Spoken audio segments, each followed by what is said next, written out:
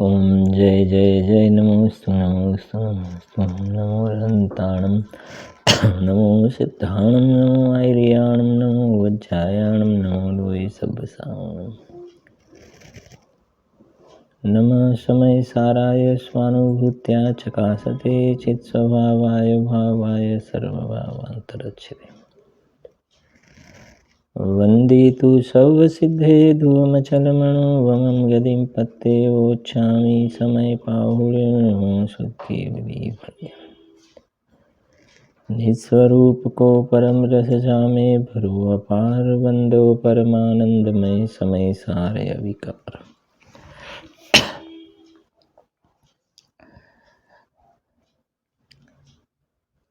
अध्यात्म रसिक कविवर पंडित श्री बनारसी दास जी द्वारा रचित समयसार नाटक ग्रंथ में त्रीजा नंबर में कर्ता कर्म क्रिया द्वार एम 3 छंदो આપણે જે પાઠ કરીએ છીએ પાઠ કરીશું એનું एक परिणाम किन करता दरब दोई दोई परिणाम एक दर्वन धरतु है एक करतुति दोई दर्व कबहु न करे दोई करतुति एक दर्व न करतु है जीव पुद घल एक खेत अवगाही दो अपने अपने रूप को न टरतु है जड़ पर नाम निको करता है पुद्गल चिदानंद चेतन स्वभाव आचरतु है। 70 नंबर से ज्ञान भाव ज्ञानी करे अज्ञानी अज्ञान दर्व कर्म पुद्गल करे एनी छे परवान। त्यार पछी से 33 नंबर करे कर्म सोई करतारा जो जाने सो जाननहारा जो करता नहीं जाने सोई जाने सो करता नहीं होई। एमा रेग्युलर स्वाध्याय में अपने जोईए जे 13 नंबर छंदो अपने पाठ करी दीए। पहला 13 नंबर छंद से जैसे गजराज नाज गास के गरास करी बच्छत सुभाय नहीं भिन्न रस लियो है जैसे मतवारो नहीं जाने शिखरनी स्वाद जुंग में मगन कहे गौ दूध पियो है तैसे मिथ्या दृष्टि जीव ज्ञान रूपी है सदैव पग्यो पाप पुण्य सो सहज सुन्न हियो है चेतन अचेतन दुहु को मिश्र पिंड लखी एक मेक माने न विवेक कछु कियो है। આપણે વાત થઈ હતી છેલ્લા સ્વાધ્યાયમાં પણ કે 56 નંબરના શ્લોક પછી 57 નંબરના શ્લોકની વચ્ચે સમયસારમાં 11 ગાથા છે। એમાંથી આપણે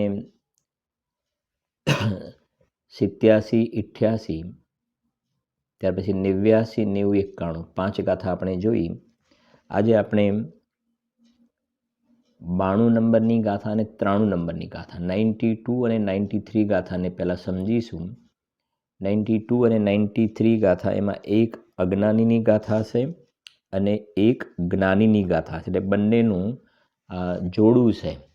92 અને 93 ગાથા બંને એનું જોડું છે એટલે બંનેને આપણે સાથે સમજીશું। જુઓ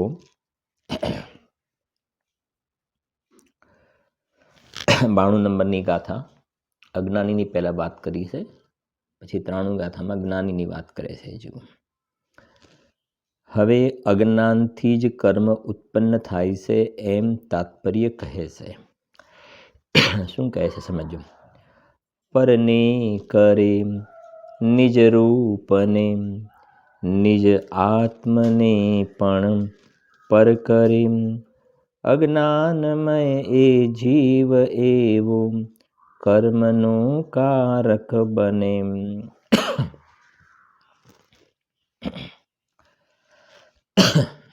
શું કહે છે સાંભળજો. ગાથાર્થ છે, જે પરને પોતારૂપ કરે છે અને પોતાને પણ પર કરે છે તે અજ્ઞાનમય જીવ કર્મોનો કરતા થાય છે. હવે અહીંયા જે છે ને વાત, પરની અંદર જે આ શરીરનો કર્મ જે છે, બહારની જે પરદ્રવ્યની ક્રિયા છે, એ તો પર ખરું જ.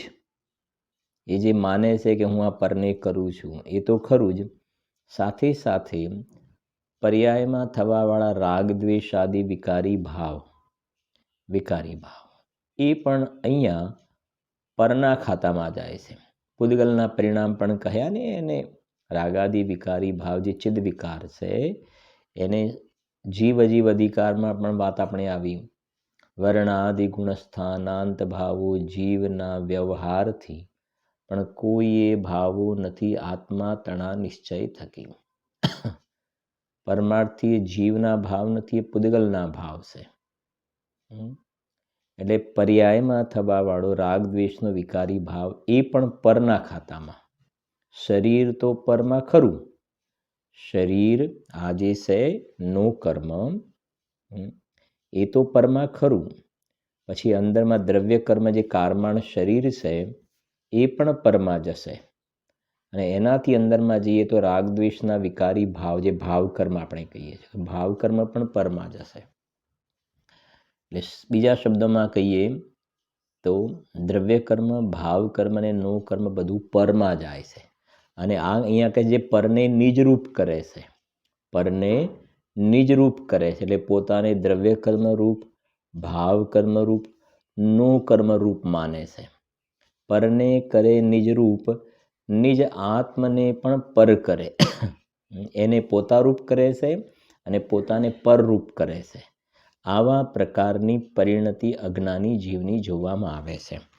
અને એનો ભાવાર્થ જોઈએ છે. જો બહુ સરસ વાત લખી છે, ભાવાર્થ જરા સાંભળજો. રાગ દ્વેષ, સાંભળજો, રાગ દ્વેષ સુખ દુઃખ આદિ અવસ્થા આ પર્યાયમાં રાગ દ્વેષ, રાગમાં આમ સુખ લાગે, દ્વેષમાં દુઃખ લાગે. તો આ પર્યાયમાં રાગ દ્વેષ સુખ દુઃખ આદિ આ જીવની પર્યાયમાં જે અવસ્થા વિકાર અવસ્થા એ શું કહેવું છે? પૂદગલ કર્મના ઉદયનો સ્વાદ છે.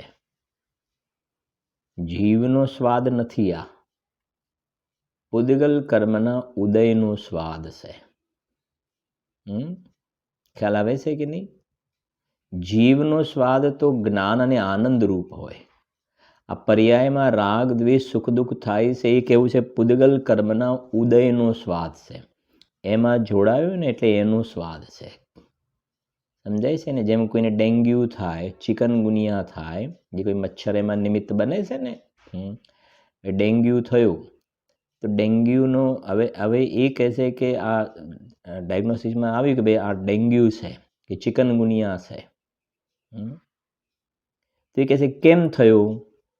દ્રષ્ટાંત સમજો કે ભાઈ શરીરનો નેચર તો એવું નથી, પણ કહે છે એને ડેન્ગ્યુનો મચ્છર કરડ્યો છે, ચિકનગુનિયાનો મચ્છર કરડ્યો છે.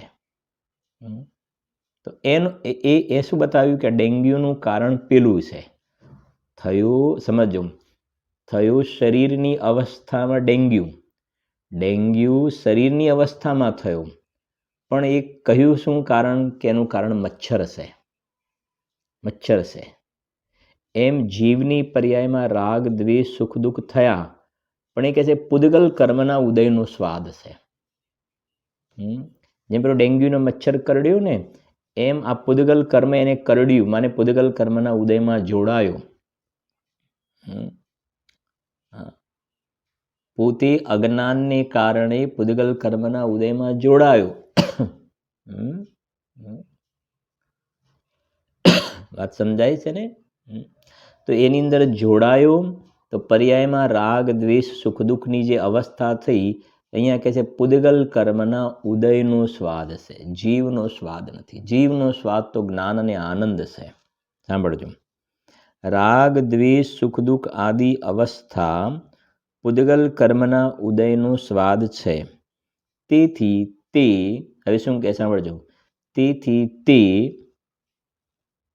શીત ઉષ્ણપણાની માફક,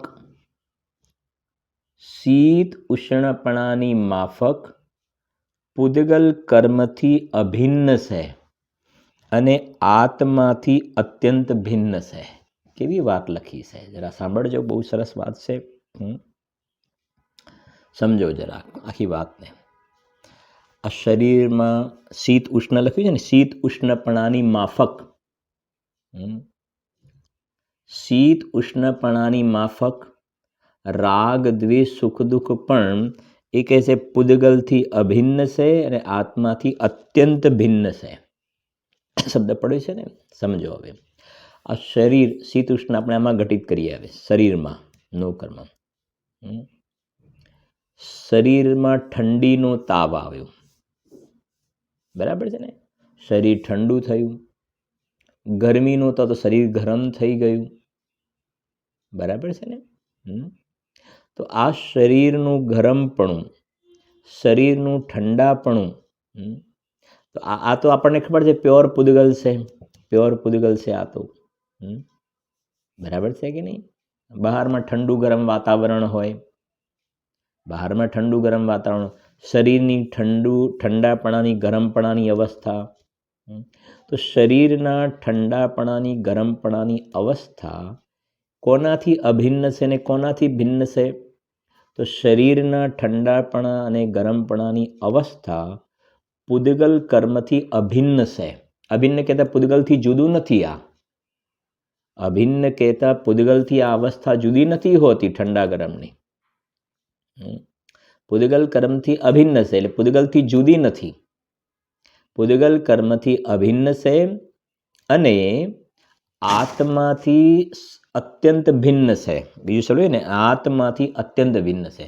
આ શરીરની ઠંડાપણાની અને ગરમપણાની અવસ્થા પુદ્ગલ કર્મથી અભિન્ન છે અને આત્માથી અત્યંત ભિન્ન છે. બે અલગ અલગ છે. આત્માથી અત્યંત ભિન્ન છે. આના દ્રવ્ય ક્ષેત્ર કાળ ભાવ અલગ, મારા દ્રવ્ય ક્ષેત્ર કાળ ભાવ અલગ. પુદ્ગલ કર્મથી અભિન્ન છે અને મારાથી અત્યંત ભિન્ન છે. હવેની વાત, આગળની વજનવાળી વાત હવે છે. વજનવાળી વાત હવે છે. અહીંયા હવે શું કહેવું છે? જે જીવની પર્યાયમાં રાગ દ્વેષ સુખ દુઃખનું જે વેદન થાય છે, પર્યાયમાં રાગ દ્વેષ સુખ દુઃખ, એ કહે છે કે આ રાગ દ્વેષ ને સુખ દુઃખ જે થાય છે ને એ પુદ્ગલ કર્મથી અભિન્ન છે. પુદ્ગલ કર્મથી અભિન્ન છે. કોની જેમ? કે જેમ આ શરીરની ઠંડાપણાની ગરમપણાની અવસ્થા પુદ્ગલ કર્મથી અભિન્ન છે ને, પુદ્ગલ કર્મથી જુદી નથી, એમ પર્યાયમાં થવાવાળા રાગ દ્વેષ સુખ દુઃખ એ પુદ્ગલથી અભિન્ન છે. એટલે પુદ્ગલથી જુદું નથી. આ રાગ દ્વેષ એ પુદ્ગલના પરિણામ છે. અને આ જે શરીરની શીત ઉષ્ણ અવસ્થા જેમ આત્માથી અત્યંત ભિન્ન છે, એમ પર્યાયમાં થવાવાળા રાગ દ્વેષ આદિ વિકારી સુખ દુઃખના પરિણામ આત્માથી સદાય, કહે ને, આત્માથી સદાય અત્યંત ભિન્ન છે. આત્માથી અત્યંત ભિન્ન છે. વિચાર તો કરો.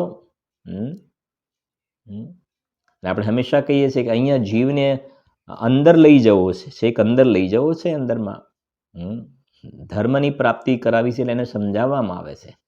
પ્રયોજનની સિદ્ધિ કરાવી છે. અહીંયા આગળ સ્વાનુભૂતિ કરાવવાનું પ્રયોજન છે.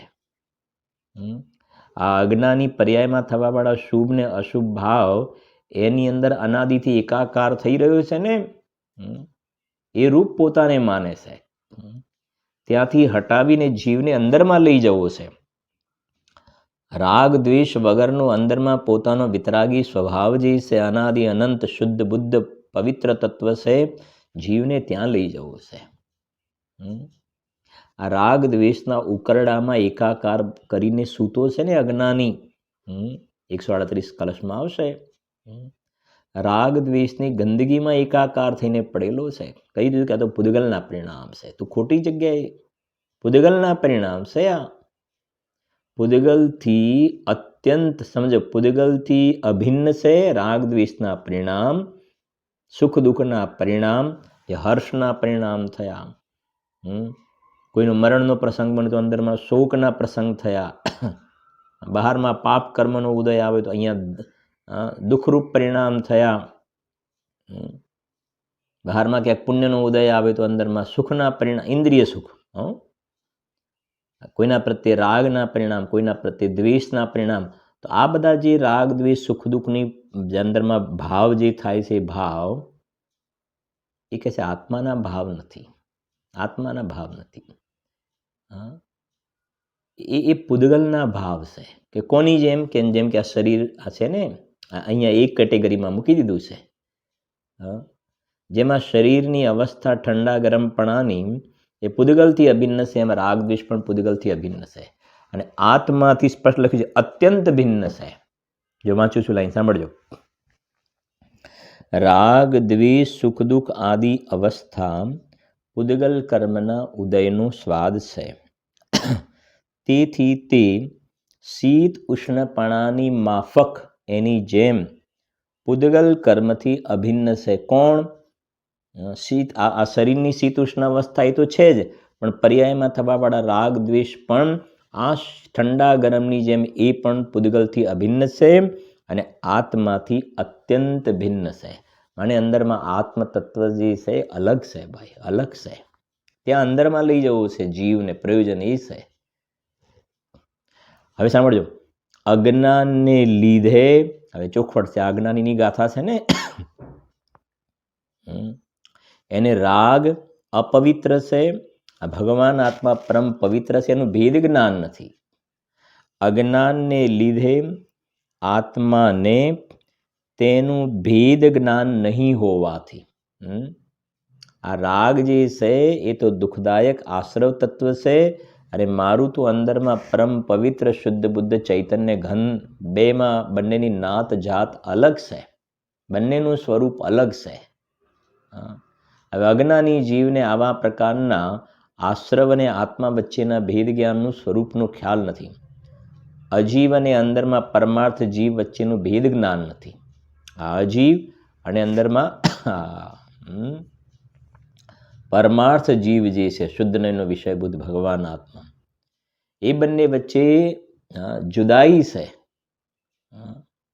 અલગ અલગ છે. વર્ણાદિ અરુરાગાદિ તે નિજ ભાવ કો ન્યારા કિયા, જુદા છે. પણ અજ્ઞાની બધી ગડબડ કરી નાખે છે, બધું મિક્સ કરી નાખે છે. જેમ ઘઉં અને કાંકરા બધું ભેગું હોય અને પછી ખાય, એમાં કરે છે અજ્ઞાનીજી. જો અજ્ઞાનને લીધે આત્માને તેનું ભેદ જ્ઞાન નહીં હોવાથી તે એમ જાણે છે કે આ સ્વાદ મારો જ છે, આ સ્વાદ મારો જ છે. આ સ્વાદ મારો છે એટલે કયું? કે પોતાની પર્યાયમાં જે રાગ દ્વેષ સુખ દુઃખ ક્રોધ માન માયાના પરિણામ, લોભના પરિણામ, હિંસાના, જૂઠું બોલા, એ બધા જે ભાવો થાય છે ને, એમ સમજે છે કે આ બધા ભાવો મારા જ છે અજ્ઞાનને લીધે. જ્ઞાનીને ચારિત્રનો થોડો દોષ છે તો થાય, પણ એ પોતાનાથી ભિન્ન જાણે છે. આ જે છે એ જાણેલો પ્રયોજનવાન છે, એની નાત જાત અલગ છે. એને પોતાનામાં નથી ખતમણી કરતા, એ નબળાઈથી જે થાય છે. જ્યારે અજ્ઞાનીને તો અજ્ઞાનના કારણે મોટો મિથ્યાત્વ અને અનંતાનુબંધીથી શરૂઆત થાય છે. જો તેનું ભેદ જ્ઞાન નહીં હોવાથી તે એમ જાણે છે કે આ સ્વાદ મારો જ છે. આ રાગ દ્વેષ, હું રાગી, હું દ્વેષી, હું ક્રોધી, આ રાગ દ્વેષનો વિકારનો કસાયેલો સ્વાદ લેશે. સુગાનીજી સાહેબનો બોલ ચાલ્યો ને હમણાં, જ્ઞાનીનું પરિણમન કેવું કે આ એ પેલા પાણી પીતા હોય ને કચરો આવી જાય વચ્ચે તો અરે આ શું આવી ગયું, ખદબદાટ લાગે. હા, હવે નહીં બોલ. પાણી પીતા વચ્ચે કચરો ક્યાંક આવી જાય, અરે આ શું આવી ગયું એકદમ. એમ આ રાગ જે છે જ્ઞાનીને કચરા જેવું લાગે છે, અને અજ્ઞાનીની વાત કરીએ તો તિર્યંચ ગતિના જીવો પેલું ગટરનું ગંદુ પાણી એ પીવે છે ને, ગમે ત્યાં નાળા ભરાયેલા હોય, ક્યાં ખાબોચિયામાં પાણી હોય, તરસ લાગે તો એ સમજે આ જ પાણી હોય, વળી પાણી આવું જ હોય. તિર્યંચ ગતિના જીવો બસ એ પાણી, બસ આ જ પાણી હોય. શુદ્ધ પાણી કેવું એને ખબર નથી, એ સમજે છે કે આવું જ પાણી. એટલે મેલ અને પાણી બધાને મિક્સ કરીને તિર્યંચ ગતિના જીવો એને પાણી સમજીને પીવે છે. એને વિવેક નથી ને, અને આપણે બધું પ્રાસુક કરીને જલનું સેવન કરીએ છીએ. તો ક્યાંય પણ ગમે તેવું ગંદુ પાણી ભરાયેલું હોય, ચોમાસામાં જોઈએ બધું પાણી ક્યાંય ના ક્યાં બધા ભરાયેલા હોય, તો તિર્યંચો, ગાય, ભેંસ બધા ત્યાંથી પાણી પીતા હોય છે ને. ખબર નથી ને. એમાં અજ્ઞાની જીવ છે તિર્યંચ ગતિ, તિર્યંચના જેવો છે. એ જેમ આપેલું મેલ અને પાણીનું ભેદ જ્ઞાન નથી તિર્યંચને, એમાં રાગાદિ વિકારી ભાવ અને ભગવાન આત્મા પરમ પવિત્ર જે છે એ બંને વચ્ચેનું એને ભેદ જ્ઞાન નથી ને. સમજે આત્મા આવો જ હોય, આત્માનું સ્વરૂપ હું આવો જ છું. પાણી આવું જ હોય, એમાં હું ક્રોધી, માની, માયાચારી, મંદ કસાઈ કોઈ કહે, હું કઈ કહે તીવ્ર કસાઈ. સમજાય છે કે નહીં? ટોડરમલજી સાહેબના શબ્દ પ્રાપ્ત પર્યાયમાં તન્મય થયું છે. પ્રાપ્ત પર્યાયમાં તન્મય થયું છે. પર્યાય જેવડું જ પોતાને માને છે. જો એ કહે છે, બહુ સુંદર ગાથા છે. તેનું ભેદ જ્ઞાન નહીં હોવાથી તે એમ જાણે છે કે આ સ્વાદ મારો જ છે. કારણ કે જ્ઞાનની સ્વચ્છતાને લીધે રાગ દ્વેષાદિનો સ્વાદ શીત ઉષ્ણપણાની માફક જ્ઞાનમાં પ્રતિબિંબિત થતા જાણે કે જ્ઞાન જ રાગ દ્વેષ થઈ ગયું હોય એવું અજ્ઞાનીને ભાસે છે. કેટલી સરસ લાઈન લખી છે પંડિત શ્રી જયચંદજી છાબડાજી સાહેબે. કેટલી સુંદર લાઈન લખી છે. જ્ઞાનની સ્વચ્છતા છે, જ્ઞાનનો સ્વચ્છ સ્વભાવ છે જાણવાનો, જ્ઞાનનો જાણવાનો સ્વભાવ છે. તો જ્ઞાનની સ્વચ્છતામાં આજે પર્યાયમાં રાગ દ્વેષ જે કાંઈ થાય ને એ જ્ઞાનની સ્વચ્છતામાં જણાય છે, પ્રતિબિંબિત થાય છે. એનો અર્થ એ જે રાગ દ્વેષ થાય છે અહીંયા એ જ સમયે જ્ઞાન પણ થાય છે. અહીંયા રાગ થયો, સમજો, અહીંયા રાગ થયો અને અહીંયા જ્ઞાન થયું, અને બહારની ક્રિયા થઈ. તો જ્ઞાનની સ્વચ્છતામાં આપણે વચ્ચે કહ્યું પડે ને, જેમ ભાઈ પૂજન વગેરે કરતા હોઈએ તો પૂજન વગેરેની જે ક્રિયા બહારમાં થાય, અંદરમાં રાગ થાય અને જ્ઞાન પણ થાય છે. તો આ બહારમાં જે ક્રિયા થાય છે અજીવ તત્વની છે, બહારમાં ક્રિયા અજીવ તત્વની, અંદરમાં જે રાગ થયો એ આસર્વ તત્વ છે, અને એ જ વખતે જ્ઞાન પણ થઈ રહ્યું છે, જ્ઞાન પણ થઈ રહ્યું છે. હવે જ્ઞાનનું નેચર શું છે? આ ત્રણેયમાં ડિફરન્ટ શું છે? આ બહારમાં શરીરની ક્રિયા થઈ રહી તો જડ છે, એમાં જાણવું દેખવું હોતું નથી, એમાં જાણવું દેખવું હોતું નથી. અંદરમાં રાગ થયો, પૂજન કરવાનો રાગ થયો, એ રાગ પણ આંધળું તત્વ છે, એમાં પણ જાણવું દેખવું નથી હોતું. અને ત્રીજા નંબરમાં જ્ઞાન જે છે, જાણવું, તો જ્ઞાનનો સ્વભાવ જાણવા દેખવાનું છે, જાણવા દેખવાનું, રાગ કરવાનો ને શરીરની ક્રિયા કરવાનો નહીં, જાણવાનો સ્વભાવ છે. બરાબર સમજવાનું? આ રાગનો સ્વભાવ જાણવાનો છે. તો શું થયું? જાણવાનો સ્વભાવ છે, એમાં જાણનારો પણ જણાય છે, સ્વપર પ્રકાશક સ્વભાવ છે ને, જાણનારો પણ જણાય છે. અને જ્ઞાનની સ્વચ્છતામાં જાણવાનો સ્વભાવ છે. તો અહીંયા જે રાગ થયો, બરાબર સમજો, રાગ થયો તો રાગ સંબંધનું જ્ઞાન થયું, રાગ સંબંધનું અહીંયા જ્ઞાન થયું. જ્ઞાન રાગરૂપ નથી થયું, જ્ઞાન રાગરૂપે નથી થયું, જ્ઞાન તો જ્ઞાન રૂપે રહ્યું છે. પણ જો જ્ઞાનની સ્વચ્છતામાં રાગ સંબંધીનું જ્ઞાન ન થાય ને, આ રાગ થયું એ સંબંધીનું અહીંયા જ્ઞાન પણ ન થાય તો આત્માનું જ્ઞાન સ્વભાવ સિદ્ધ નહીં થાય. ખ્યાલ આવે છે કે નહીં? એટલે બીજા શબ્દોમાં કહે જ્ઞાન તો જ્ઞાનને પ્રસિદ્ધ કરે છે, પણ આ રાગ સંબંધનું જે જ્ઞાન થયું ને, રાગ સંબંધનું જ્ઞાન એ પણ જ્ઞાનને જ પ્રસિદ્ધ કરે છે, રાગને નહીં. ખ્યાલ આવે છે કે નહીં? રાગ સંબંધનું અહીંયા જ્ઞાન થયું તો વાસ્તવમાં તો આ જ્ઞાન જ પ્રસિદ્ધ થાય છે ત્યાં. ખ્યાલ આવે છે ને?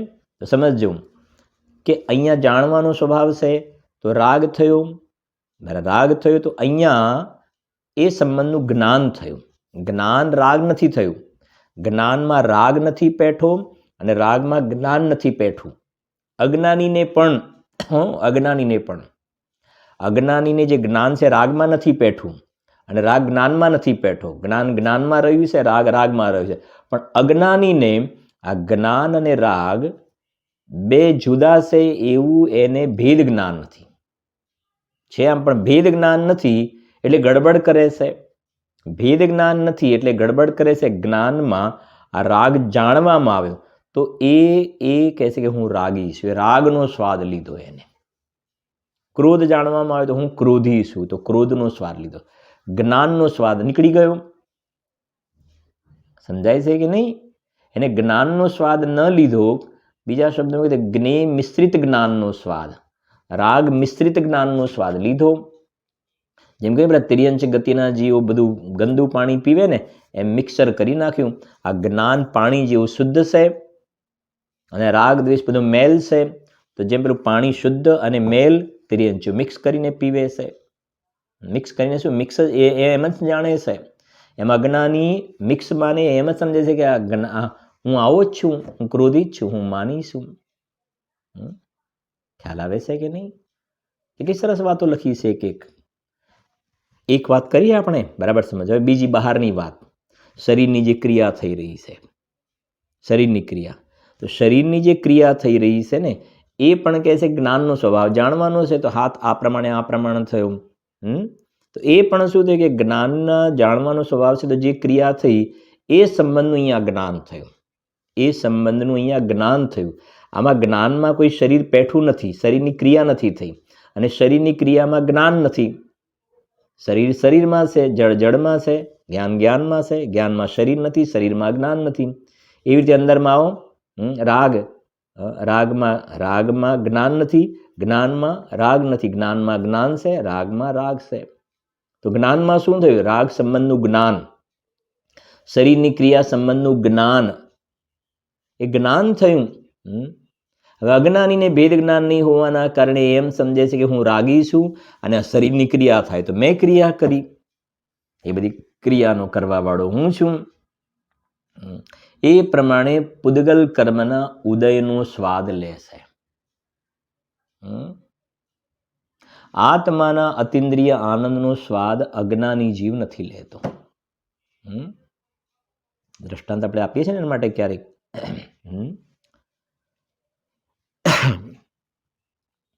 કે દર્પણ છે, સરસ દ્રષ્ટાંત છે એના માટે. એ દર્પણની સામે જોઈને જે ચકલી છે ને એ ચાંચ મારે છે. તો દર્પણનો સ્વચ્છ સ્વભાવ છે. દર્પણનો સ્વભાવ તો પદાર્થને પ્રકાશિત કરવાનો છે. પદાર્થને પ્રકાશિત કરવાનો દર્પણનો સ્વભાવ છે. દર્પણનો કંઈ વાંક નથી. ચકલી છે તો ચકલી સંબંધનું ત્યાં પ્રતિબિંબ પડ્યું. દર્પણમાં ચકલી નથી પણ ચકલી સંબંધનું દર્પણમાં પ્રતિબિંબ પડ્યું છે. ત્યાં ક્યાં ચકલીમાં છે, જેની અંદર આ કહેવાય ચી ચી ચી બોલે, અંદરમાં જે માંસ ભરેલું હોય, એવી ચકલી તો બહાર છે. દર્પણમાં દર્પણવાળી ચકલી, ખ્યાલ આવે ને? દર્પણવાળી ચકલી તો કહેવા માટે, બાકી છે ક્યાં ચકલી? એ જે ચકલીનું અંદરમાં પ્રતિબિંબ પડે છે ને, એ પ્રતિબિંબ અંદરમાં પડે છે, એમાં ક્યાં ચી ચી ચી ચી થાય છે અને ત્યાં ક્યાં અંદરમાં માંસ વગેરે લોહી વગેરે છે? ત્યાં કોઈ ચકલી નથી. ત્યાં તો દર્પણની સમજો, દર્પણની સ્વચ્છતા છે. ત્યાં તો સ્વચ્છતા છે, ત્યાં કોઈ ચકલી છે નહીં. પણ પેલી બહારવાળી ચકલીને એને ખ્યાલ જ નથી. એ સમજે છે કે અંદર બીજી કોઈ ચકલી છે. ત્યાં તો ચકલી કોઈ છે જ નહીં, પ્રતિબિંબ છે. પણ એને એને એ જાતિનું ઔદૈકવાળું અજ્ઞાન છે, એને એ સમજણ નથી. આપણે દર્પણની સામે ઊભા રહીએ તેવી ચેષ્ટા નથી કરતા, કેમ કે આપણને એ જાતિનું ઔદૈક જ્ઞાન, એવું અજ્ઞાન એના જેવું નથી. બરાબર ક્લેરિટી છે આપણને દર્પણ સંબંધી. એને ચકલાને ખબર નથી કે આ દર્પણનો નેચર આવો હોય, એને એ જાતિનું અજ્ઞાન છે, ઔદૈકવાળું, એને ખબર નથી. એટલે એમ સમજે છે કે ના ચકલી છે, અંદર ચકલી છે. એમાં આ એમ સમજે છે કે હું પૈસાવાળો, હું બાયડીવાળો, હું છોકરાવાળો, હું ધંધાવાળો, હું રાગી, હું દ્વેષી, હું જ્ઞાયક છું. એ તો રહી ગયું ગૌણ. જ્ઞાનની સ્વચ્છતામાં આ બધું ઝલકે, જ્ઞાનની સ્વચ્છતામાં દુકાન, મકાન, પૈસા બધું જણાય, તો આ એને દુકાનવાળોને, પૈસાવાળોને, ધંધાવાળો જાણે. સમજાય ને? જેમ ચકલીનું માથું ફૂટે છે ને, આ દરેક સમયે આ જીવનું મિથ્યાત્વને કશાય ભાવથી પર્યાયમાં ચૈતન્યના પ્રાણોના ઘાત થાય છે, એના માથા ફૂટે છે એના. વાત સમજે? પ્રમત્ત યોગાત પ્રાણ વ્યપરોપણમ હિંસા. પ્રમાદના યોગથી પ્રાણોનું વ્યપરોપણ થવું એનું નામ હિંસા કહેવાય છે. અને આ પોતાના ચૈતન્ય પ્રાણોનો દરેક સમયે અજ્ઞાની ઘાત કરી રહ્યો છે, એ મોટી હિંસા છે. જીવનું ધ્યાન એના ઉપર જતું જ નથી ક્યારેય પણ. અને જે પેલું ચકલાનું જે અજ્ઞાન કહ્યું ને, એ ઔદૈકવાળું અજ્ઞાન છે. અને અહીંયા જે અજ્ઞાન છે ને, ઔદૈકવાળું નહીં. અહીંયા અજ્ઞાન છે ક્ષાયોપશમિક ભાવના, જે 18 ભેદ છે ને, એમાં 4 જ્ઞાન ને 3 અજ્ઞાન લખ્યા છે, કુજ્ઞાન. 4 જ્ઞાન લખ્યા. અને ત્યાં કુમતિ જ્ઞાન, કુશ્રુત જ્ઞાન, કુઅવધિ જ્ઞાન. એ કુજ્ઞાન છે કે હું રાગી થઈ ગયો, હું દ્વેષી થઈ ગયો, હું કાળો, હું ધોળો, હું પૈસાવાળો. એ અજ્ઞાન ઔદૈકવાળું નહીં, એ ક્ષાયોપશમિકવાળું અજ્ઞાન છે, મિથ્યા જ્ઞાન છે. મિથ્યા દર્શનથી દૂષિત થયેલું જ્ઞાન છે, જે મોટું પાપ છે. એની વાત છે. સમજાય છે કે નહીં? જો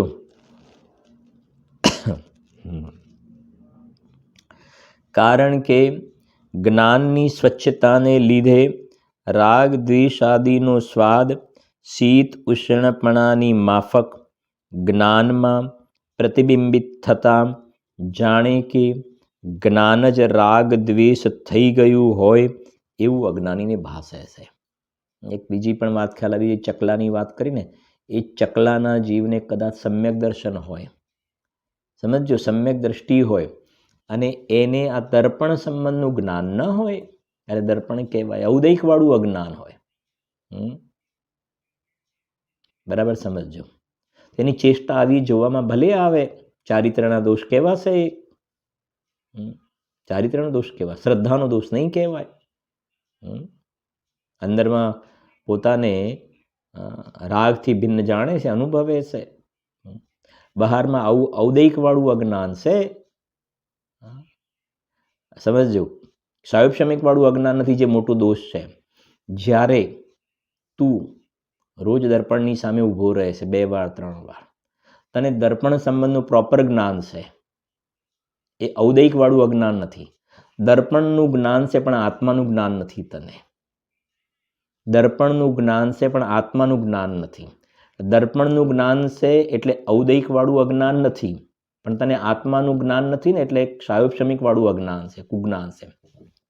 જ્યારે ચકલાના જીવને દર્પણનું જ્ઞાન નથી, આને દર્પણ કહેવાય. દર્પણનું જ્ઞાન નથી પણ એને આત્માનું જ્ઞાન છે, એટલે તારા કરતાં એના માર્ક્સ વધારે આવે છે, તારા કરતાં ચડિયાતો જીવ છે. એનું તો બહારનું આ શરીરનું માથું ફૂટે છે, પણ અંદરના ચૈતન્ય પ્રાણનો ઘાત નથી થતો. તારું આ માથું નથી ફૂટતું, પણ અંદરમાં આત્માનું માથું ફૂટે છે. સમજાય છે કે નહીં? ચકલાના જીવને ઔદૈકવાળા અજ્ઞાનના કારણે આ શરીરનું માથું ફૂટે છે, એની ચાંદ તૂટે છે, પણ આત્માના પ્રાણનો ઘાત નથી થતો. જ્યારે તારું આ ભલે માથું ના ફૂટે, પણ તારા આત્માના ચૈતન્ય પ્રાણનો ઘાત થાય છે. આ એની વાત ચાલે છે. સમજાય છે? જુઓ, કારણ કે જ્ઞાનની સ્વચ્છતાને લીધે રાગ દ્વેષ આદિનો સ્વાદ શીત ઉષ્ણપણાની માફક જ્ઞાનમાં પ્રતિબિંબિત થતા, જ્ઞાનમાં એ સંબંધીનું જાણવું, પ્રતિબિંબિતમાં એ સંબંધી જાણવારૂપ પરિણમન થતા જાણે કે જ્ઞાન જ એટલે આત્મા જ જાણે રાગી દ્વેષી થઈ ગયો હોય, જ્ઞાન જ રાગ દ્વેષ થઈ ગયું હોય એવું અજ્ઞાનીને ભાસે છે. તેથી તે એમ માને છે કે હું રાગી છું, હું દ્વેષી છું, હું ક્રોધી છું, હું માની છું ઇત્યાદિ આ બધી ગડબડ કરી દીધી એને.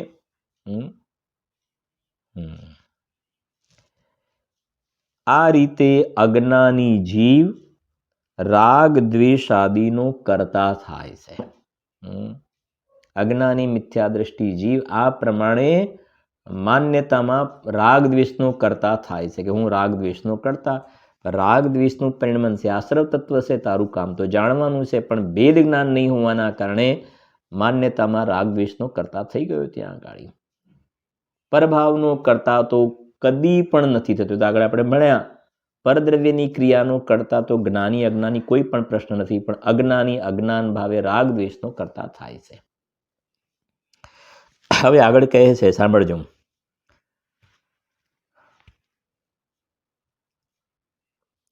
જ્ઞાનથી કર્મ ઉત્પન્ન થતું નથી એમ હવે કહે છે. જ્ઞાનથી કર્મ ઉત્પન્ન થતું નથી. હવે આ જ્ઞાનીની ગાથા આવી, સાંભળજો. પરને ન કરતો નિજ રૂપમ, સમજે ને, પરને ન કરતો નિજ રૂપમ, નિજ આત્મને પર નવ કરે. એ જ્ઞાનમય આત્મા અકારક કર્મનો એમ જ બને. પેલા કરતા આખી બસ આ પ્રમાણે વાત છે, સાંભળજો. હવે એનો ભાવાર્થ જુઓ, ગાથાર્થ જોઈ લઈએ. જે પરને પોતારૂપ કરતો નથી, અને પરમાં હવે તમને ખ્યાલ છે, પરમાં શરીર પણ લઈ લેવાનું ને રાગ દ્વેષ પણ લઈ લેવાના. અજીવ તત્વ અને આશ્રવ તત્વ બે લઈ લેવાના પરમાં. જે પરને પોતારૂપ કરતો નથી અને પોતાને પણ પર કરતો નથી, તે જ્ઞાનમય જીવ એટલે સમ્યક દ્રષ્ટિ જીવ કર્મોનો અકર્તા થાય છે. રાગ દ્વેષના અકર્તા છે. પેલો અજ્ઞાની રાગ દ્વેષનો કરતા થયો, જ્યારે આ રાગ દ્વેષના અકર્તા છે, જ્ઞાતા દ્રષ્ટા છે. અકર્તા છે માને જાણનાર દેખનાર, જ્ઞાતા દ્રષ્ટા છે. જ્યારે અજ્ઞાની પોતાના જ્ઞાતા દ્રષ્ટા સ્વભાવને ચૂકી અને રાગી દ્વેષી થાય છે. આ બંનેમાં ફરક છે. જ્ઞાનમય જીવ કર્મોનો અકર્તા થાય છે, અર્થાત કરતા થતો નથી. એનો ભાવાર્થ જુઓ, શું કહે છે? જ્યારે આત્મા રાગ દ્વેષ સુખ દુઃખ આદિ અવસ્થાને, સાંભળજો, રાગ દ્વેષ સુખ દુઃખ આદિ અવસ્થાને જ્ઞાનથી ભિન્ન જાણે. આવે કે ને, પેલો અજ્ઞાની રાગ દ્વેષને શું કરતો હતો સમજજો, રાગ દ્વેષને પોતાનાથી અભેદ કરી દીધું હતું. વાસ્તવમાં એ રાગ દ્વેષ આદિ પૂદગલથી અભિન્ન છે અને આત્મા એનાથી સદાય અત્યંત ભિન્ન છે. આત્મા રાગ દ્વેષથી અત્યંત જુદો છે, પણ અજ્ઞાની અજ્ઞાનના કારણે રાગ દ્વેષ સાથે એકમેકપણું કરતો હતો. હવે એને સમ્યક જ્ઞાન પ્રગટ થયું ને, તો આ જ્ઞાન રાગ દ્વેષની સાથે મિક્સચર કરતું હતું ને, રાગ દ્વેષ સાથે એકાકાર થતું હતું. તો જ્યારે જ્ઞાની થયો ને, તો રાગ દ્વેષ સાથે છૂટાછેડા લીધા. એને રાગ દ્વેષ સાથે છૂટાછેડા લઈ લીધા અને એ રાગનો જ્ઞાતા થઈ ગયો. જે રાગનો કરતા હતો, રાગને સપોર્ટ કરતો હતો, રાગનો કરતા થતો હતો, એની જગ્યાએ રાગનો જ્ઞાતા થઈ ગયો. પણ આ બને છે ક્યારે? જ્ઞાની થાય છે. એનો મતલબ અંદરમાં રાગ વગરનો પોતાનો શુદ્ધાત્મા જોયો. વાત અહીંયા આવી જોઈએ. જ્ઞાની થયો એટલે શું થયું? અંદરમાં આત્મામાં રાગ દ્વેષ કરવાની કોઈ શક્તિ છે જ નહીં. પરનો તો પ્રશ્ન જ નથી. રાગ દ્વેષનો અકર્તા થયો કેવી રીતે? અજ્ઞાન દશામાં રાગ દ્વેષનો કરતા કેમ હતો? અજ્ઞાન દશામાં રાગ દ્વેષનો કરતા કેમ હતો? કેમ કે અંદરમાં રાગ દ્વેષ વગરનો પોતાનો વિતરાગી સ્વભાવ જોયો જ નથી. રાગ કરે એવી આત્મામાં કોઈ શક્તિ જ નથી. આગળની ગાથામાં પણ લખ્યું છે રાગ રૂપે પરિણમવું અશક્ય છે, એવા શબ્દો લખ્યા છે.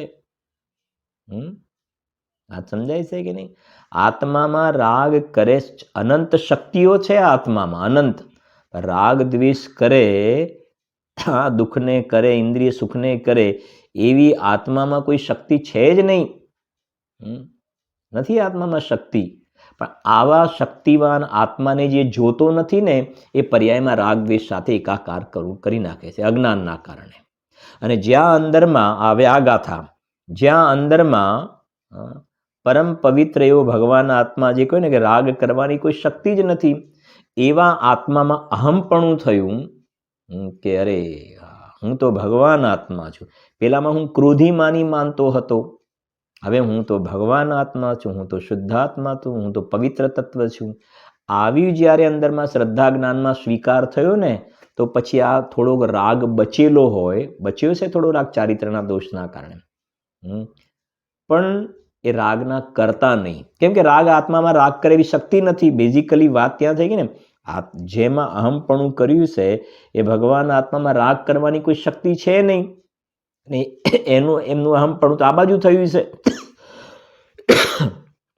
માટે કહે છે જે પેલો રાગ થાય છે ને, એના જાણનાર રહી ગયા. શરીરની ક્રિયા થાય છે એના પણ જાણનાર. બહારમાં શરીરની ક્રિયા કરે કે રાગની ક્રિયા કરે, આત્મામાં કોઈ ધર્મ જ નથી, એવો ધર્મ નથી. એ કહે, સાંભળજો, જ્યારે આત્મા રાગ દ્વેષ સુખ દુઃખ આદિ અવસ્થાને જ્ઞાનથી ભિન્ન જાણે, જ્ઞાનથી ભિન્ન જાણે, અર્થાત જેમ શીત ઉષ્ણપણું પૂદગલની અવસ્થા છે, તેમ રાગ દ્વેષ આદિ પણ પૂદગલની અવસ્થા છે. આ શરીરની ઠંડા ગરમની અવસ્થા એ પૂદગલની છે ને, એમ જ્ઞાની જાણે છે કે રાગ દ્વેષ પણ પૂદગલનો છે. પૂદગલના છે રાગ દ્વેષ, મારા નથી, બસ એ પૂદગલના છે. પૂદગલના ખાતામાં મૂકી દીધા. આ તો છે પૂદગલ, રાગ દ્વેષ પણ પૂદગલના. કેમ?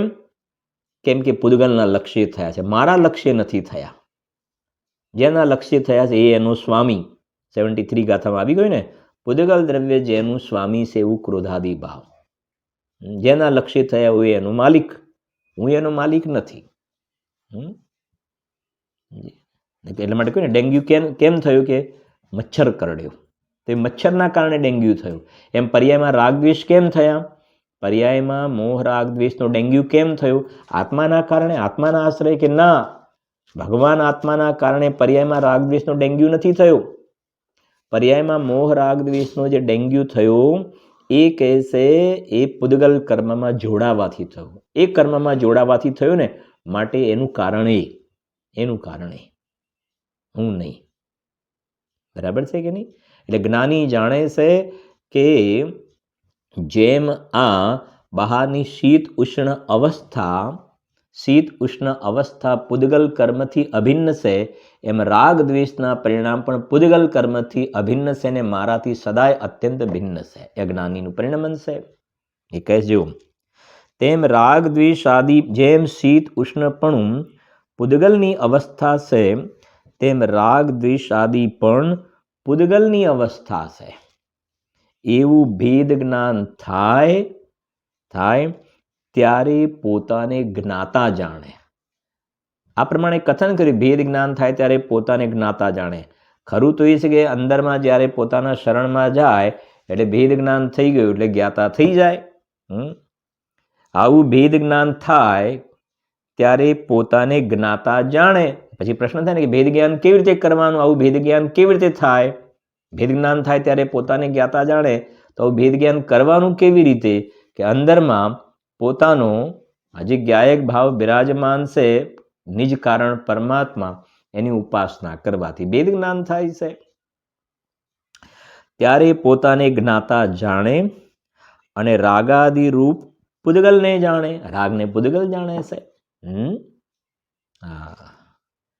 એમ થતા રાગ આદિનો કરતા આત્મા થતો નથી. રાગનો કરતા થતો, અજ્ઞાન દશા હતી તો રાગનો કરતા થતો હતો.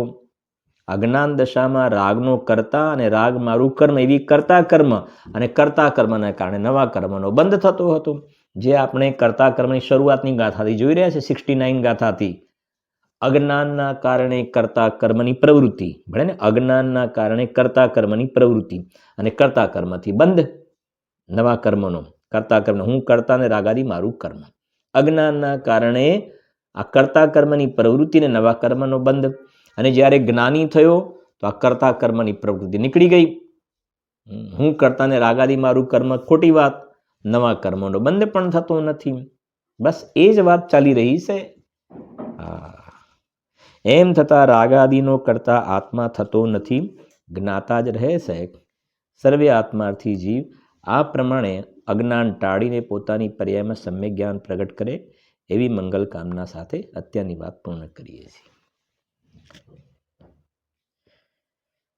નિજ નિધિ નિજ મેં બતાઈ, यह अनंत उपकार है, उसके लिए जिन वाणी माँ को वंदना शत बार है, वंदना शत बार है.